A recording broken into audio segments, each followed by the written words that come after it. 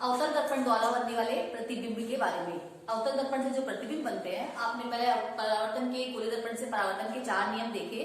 उसके बाद अपन देखेंगे कि परावर्तन, अवतल दर्पण से कोई चीज परावर्तित होती है तो उससे बनने वाले प्रतिबिंब या किरण चित्र के बारे में। सबसे पहला सपोज करो कि वस्तु फोकस बिंदु पर रखी है। कहां पे रखी है? फोकस बिंदु पर।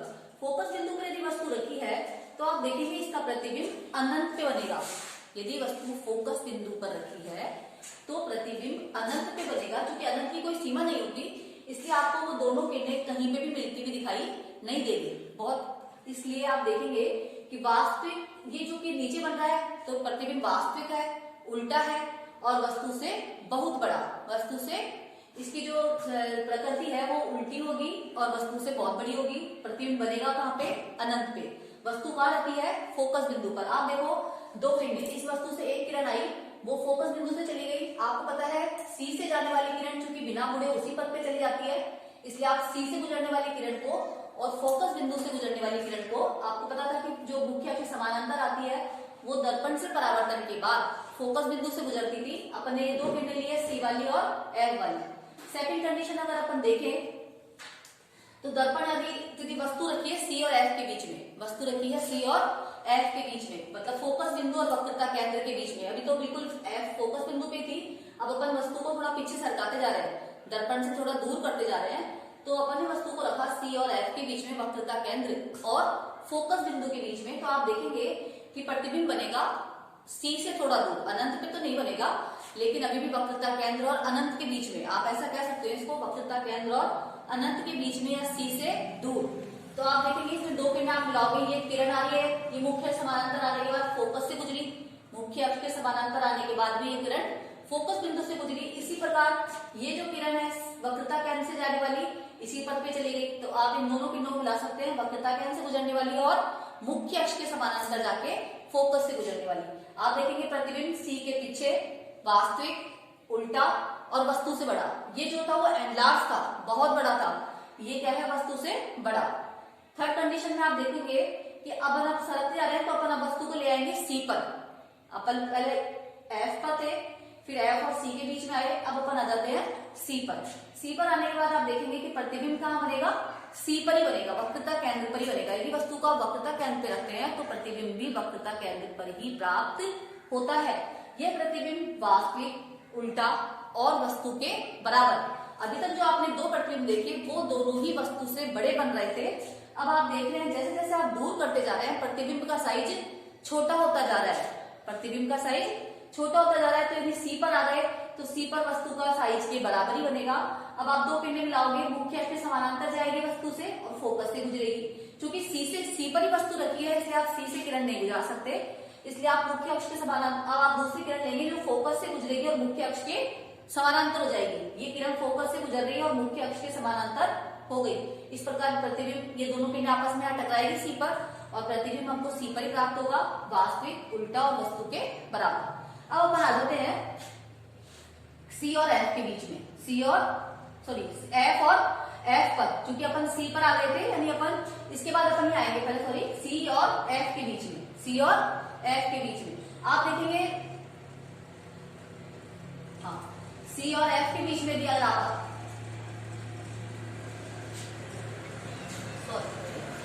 सी तक आ गए थे, सी और इंफिनिटी के बीच में। अब आप आएंगे सी और इंफिनिटी के बीच में। सी और इंफिनिटी के बीच में आप अगर आते हो तो आप देखेंगे कि एक किरण वही मुख्य अक्ष समानांतर आएगी और फोकस से गुजरेगी, दूसरी किरण सी से गुजरेगी जो उसी पथ पर लौट जाएगी।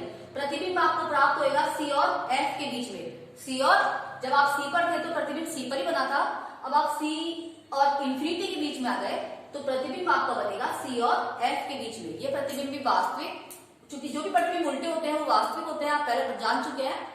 तो वास्तविक, उल्टा और वस्तु से छोटा। अभी तक पहले बड़े थे, ये बराबर हो गया, अब वस्तु से छोटा। अब आप लास्ट कंडीशन में आ गए, सी और एफ के बाद में लास्ट कंडीशन अपने आप की है एफ पर। कहां पे आ गए आप?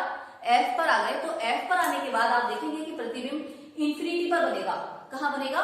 इंफिनिटी पे। क्योंकि आपको ये दोनों किरणें कहीं भी मिलती हुई नजर नहीं आएगी, इसलिए आप देखेंगे कि मुख्य अक्ष, जो फोकस बिंदु से गुजरने वाली किरण है मुख्य अक्ष समानांतर हो गई और फोकस से गुजरने वाली किरण मुख्य अक्ष के समानांतर हो गई। इस प्रकार दोनों किरणें आपस में वास्तविक, उल्टा प्रतिबिंब प्राप्त होगा। और ये चूंकि अब अनंत पे अपन वस्तु को कर रहे हैं अनंत पे, तो अनंत पे वस्तु आपको दिखाई देती है, आप ऑब्जेक्ट को रख नहीं सकते, कहाँ रखेंगे? प्रतिबिंब आपका बनेगा फोकस बिंदु पर। कहाँ बनेगा? फोकस बिंदु पर। ये बिंदु सदस्य होगा बिल्कुल छोटा, वास्तविक होगा, उल्टा होगा।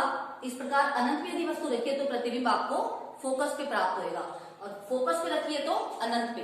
अनंत पे बनता है तो बहुत बड़ा बनता है, और फोकस बिंदु पर बनता है तो बिंदु सदस्य प्राप्त होगा। इसमें भी आप मुख्य समांतर किरण लाएंगे जो फोकस से गुजरेगी, दूसरी किरण ये मुख्य समानांतर आएगी जो फोकस से गुजरेगी, और लास्ट में प्रतिबिंब भी फोकस बिंदु पर प्राप्त हो, फोकस बिंदु पर प्राप्त होगा।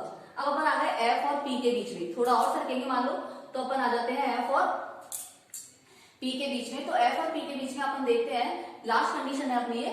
इसमें प्रतिबिंब आप देखेंगे कि दर्पण के पीछे बन रहा है, दर्पण के पीछे बनेगा यानी आभासी बनेगा। आभासी का मतलब सीधा, और ये चूंकि आपको कहीं ना कहीं मिली दिखाई दे देगी, मिलती हुई प्रतीत होगी, लेकिन ये प्रतिबिंब दर्पण के पीछे आभासी और वस्तु से बहुत बड़ा प्राप्त होगा। ये सारी कंडीशंस अपने लिए है अवतल दर्पण के लिए। ये अवतल दर्पण से प्रतिबिंब चित्र निर्माण की विधि है। अगर आप उत्तल दर्पण से प्रतिबिंब निर्माण करते हैं तो आपको किसी भी कंडीशन में वस्तु से बड़ी चित्र नहीं दिखाई देता, हमेशा वस्तु से छोटा ही दिखाई देगा, और हमेशा आभासी और सीधा ही दिखाई देगा। ये आप जान चुके हैं। तो आप दर्पण में इसमें कहीं फोकस बिंदु पर अगर रखते हैं तब तो अनंत पे रखते हैं तो फोकस पे बन जाता है, यदि वस्तु को अनंत पे रखते हैं तो फोकस से बन जाता है, और यदि अनंत और पी के बीच में कहीं पे भी रखते हैं तो फोकस और पी के बीच में बनता है, वो भी हमेशा आभासी, सीधा और वस्तु से छोटा। अब अपन देखेंगे ये अपन अवतल दर्पण और उत्तल दर्पण से प्रतिबिंब निर्माण की विधियां हैं, ये आपको याद रखनी है। ध्यान से सुन लो एक बार दोबारा कि यदि वस्तु F पर है तो प्रतिबिंब अनंत पे है, वास्तविक है, उल्टा है, वस्तु से बहुत बड़ा है। यदि वस्तु F और C के बीच में, F और C के बीच में आ गई है, प्रतिबिंब वस्तु अगर F और C के बीच में आ गई तो प्रतिबिंब C से परे, वास्तविक, उल्टा और वस्तु से बड़ा। यदि वस्तु C पर आ गई तो प्रतिबिंब C पर ही बनेगा, वास्तविक, उल्टा और वस्तु के बराबर। यदि वस्तु C और F के बीच में आ गई है, C और इंफिनिटी के बीच में आ गई है तो प्रतिबिंब F और C के बीच में बनेगा, वास्तविक, उल्टा और वस्तु से छोटा। अगर अब वस्तु आ गई है इंफिनिटी पे तो प्रतिबिंब बनेगा F पर, वास्तविक, उल्टा और बिंदु सदस्य। यदि आप आ गए हैं F और C के बीच में तो आप देखेंगे प्रतिबिंब बनेगा F और P के बीच में दर्पण के पीछे, आभासी, सीधा और वस्तु से बहुत बड़ा। इसके बाद अपन देखेंगे आवर्धन सूत्र। आवर्धन सूत्र एक प्रतिबिंब की ऊंचाई और बिंब की ऊंचाई के अनुपात को, प्रतिबिंब आप जानते हैं v होता है और बिंब u, बिंब जो है वो u की दूरी है, प्रतिबिंब की ऊंचाई और बिंब की ऊंचाई के अनुपात को आवर्धन कहते हैं। अगर आपसे बोला जाए आवर्धनता क्या है तो किसी भी दर्पण के द्वारा बिंब को आवर्धित करने की, बड़ा करने की क्षमता, किसी भी दर्पण के द्वारा बिंब को आवर्धित करने की क्षमता ही आवर्धनता कहलाती है। इसको m से रिप्रेजेंट करते हैं क्योंकि इसको इंग्लिश में मैग्निफिकेशन बोलेंगे, तो इसको स्मॉल m से रिप्रेजेंट करते हैं, और इसका सूत्र है h डैश बटे h या फिर माइनस v बटा u। आप देखेंगे अगर आपको कहा जाए कि कोई वस्तु है और उसका प्रतिबिंब उसके साइज का ही बन रहा है, जैसे माना जाए कि आवर्धनता बराबर 1 है, तो आप बता सकते हैं कि वस्तु कहाँ रखी है। आवर्धनता यदि 1 है, प्रतिबिंब वास्तविक उल्टा है, तो यानी वस्तु कहाँ रखी है, C पर, क्योंकि उसमें साइज बराबर रह गई, तो प्रतिबिंब की ऊंचाई और चूंकि बिंब की ऊंचाई दोनों बराबर रहेगी, इसलिए आवर्धनता का एक समझते आप समझ जाएंगे कि वस्तु C पर रखी है। आवर्धनता का मान यदि 1 से ज्यादा आता है, 1 से, जैसा आपको बोला जाए h डैश बटा h, ये प्रतिबिंब की ऊंचाई है अपनी, प्रतिबिंब की ऊंचाई 3 है और बिंब की ऊंचाई आपकी, ये आपकी h जो है वो बिंब की ऊंचाई है, बिंब की ऊंचाई 2 है। चूंकि आपको पता चाहिए प्रतिबिंब की अगर यानी अब जो वैल्यू आएगी वो 1 से ज्यादा आएगी, 1 से ज्यादा आएगी, यानी प्रतिबिंब अगर m का मान 1 से ज्यादा होता है, m का मान 1 से ज्यादा है, तो यानी वस्तु रखी है C और F के बीच में कहीं पर, C और F के बीच में कहीं पर, क्योंकि C तक तो बराबर था, चूंकि इसलिए अब C और F के बीच में या फिर F पर, तब आपका मान 1 से ज्यादा आएगा। यदि आपका मान 1 से कम आ रहा है, इसका मतलब वस्तु C से परे रखी है, C से परे, अनंत पर या फिर अनंत और C के बीच में, ये आप समझ जाएंगे आवर्धनता के मान से। इसके अलावा छोटी छोटी चीजें हैं तो आपके प्रश्न आते हैं जिस बेस पर, तो उसमें आता है कि वस्तु के अगर आभासी प्रतिबिंब बन रहा है तो कौन सा दर्पण है, हमेशा सदैव आभासी प्रतिबिंब बन रहा है तो कौन सा दर्पण है, तो वो कौन सा दर्पण आएगा, उत्तल दर्पण, क्योंकि सदैव आभासी उत्तल दर्पण में प्राप्त होएगा। लेकिन यदि कभी आभासी और कभी वास्तविक बनता है तो वो कौन सा दर्पण हो सकता है, अवतल। ये बातें आपको याद रखनी है। अवतल दर्पण के उपयोग, अवतल दर्पण का उपयोग वाहनों की हेडलाइट में किया जाता है और शेविंग मिरर्स के रूप में किया जाता है। इसके अलावा अपने सौर कुकर आते हैं, उसमें भी अवतल दर्पण का प्रयोग किया जाता है। उत्तल दर्पण का प्रयोग वाहनों के साइड मिरर में किया जाता है। इसके अलावा जैसे एटीएम मशीन में जो मिरर लगा रहता है वो उत्तल दर्पण ही होता है, ताकि पीछे वाले व्यक्ति की पूरी इमेज दिखाई दे सके। इसी प्रकार सजावटी वस्तुओं में उत्तल दर्पण का यूज किया जाता है। नमस्कार।